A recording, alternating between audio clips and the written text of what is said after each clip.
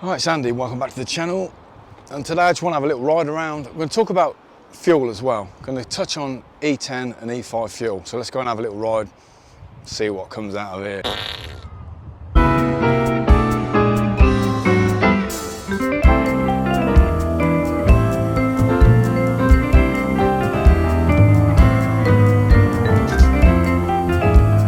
Oh, where am I going? This way. Left or right, make your mind up. Well, I come to no surprise that I'm no expert in fuel. I'm pretty much no expert in anything, if truth be known. But having done a little bit of the old Googling, come across a few little things, and I thought, yeah, most people are probably aware of this, but you know, I've got to do a video on something, haven't I? Keep the old momentum going. So, E10 and E5 fuel.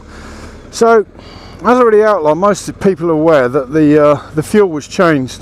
The unleaded fuel was changed a year or so ago, and there's two types of unleaded now, pretty much.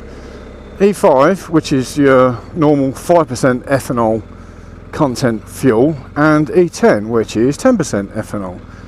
Now, most modern bikes, if not all from what I can gather, will run on ethanol based fuel, the E10.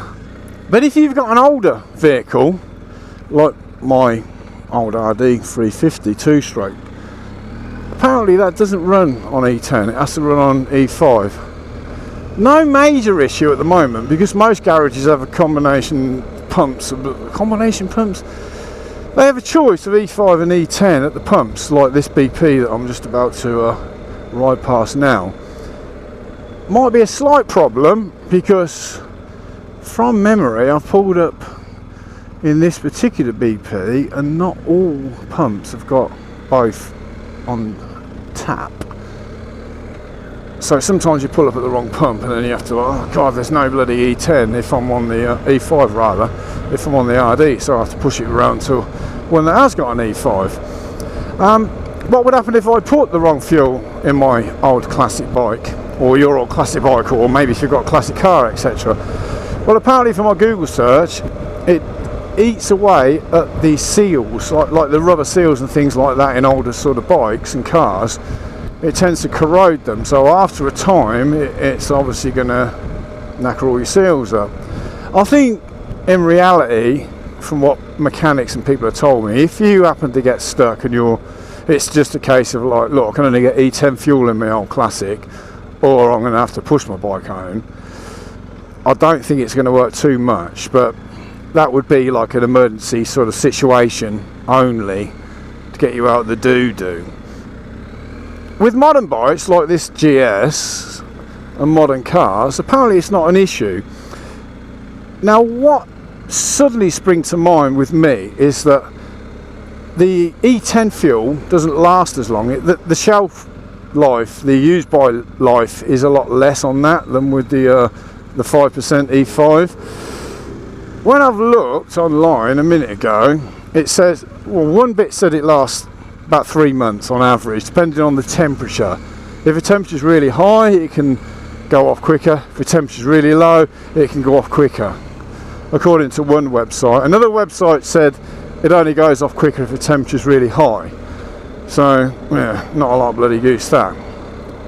Which gets me thinking, most bikes here in the UK are not ridden road throughout the year. I mean, I'm strictly a fair weather rider. I mean, it's the end of September now, it's 19 degrees, it's nice, I'm going to be out and about when I got the chance. But October, November time, probably not going to go out very often, if at all.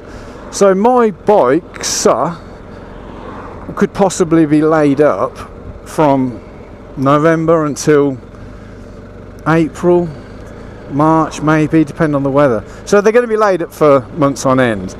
So if I've just, like now, filled up my bikes with E10, and then I do 50 miles and then it's raining for the next millennium, so I don't go out on it again, I'm going to have like stale fuel in my tank if I've got the E10 in there more so than the E5 over the winter months. So that's not going to do any bike any good, I wouldn't imagine having stale fuel sitting in there as well.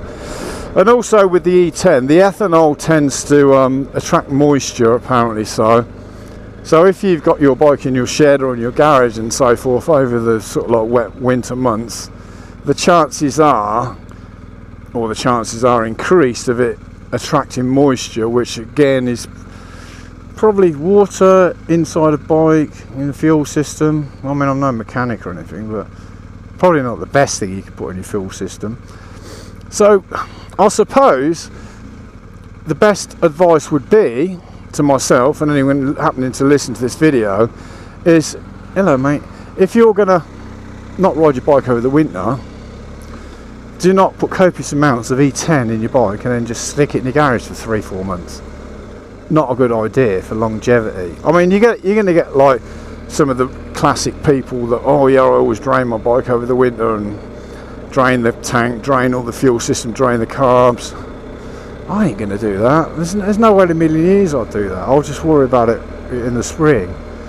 So to you know, offset any potential problems, I'm just going to put a smidgen of E10 in my RD and just run it on, you know, splash and dash sort of thing, so it hasn't got too much in there. Because even the E10, E5, God, I'm getting my 5s and 10s mixed up.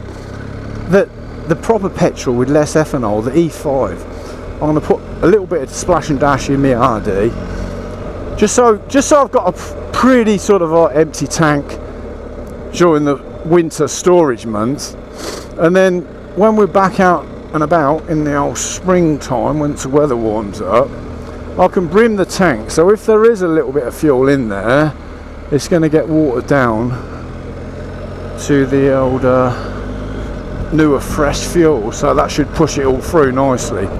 As I say, I'm no mechanic and I'm definitely not an expert, so what I'm saying might be total crap, but it does kind of make sense, don't it? If the fuel's going to go off quicker over months, then don't put the crap fuel and leave your bike in the garage for months on end over the winter. That's pretty much all I've got to say on this situation, I think. So now what I'm going to do is just go for a little ride about. I'll pick the worst time to go for a ride because it's bloody nearly 5:30 on a Friday, so everyone's going home from work. I kind of forget people have to work for a living.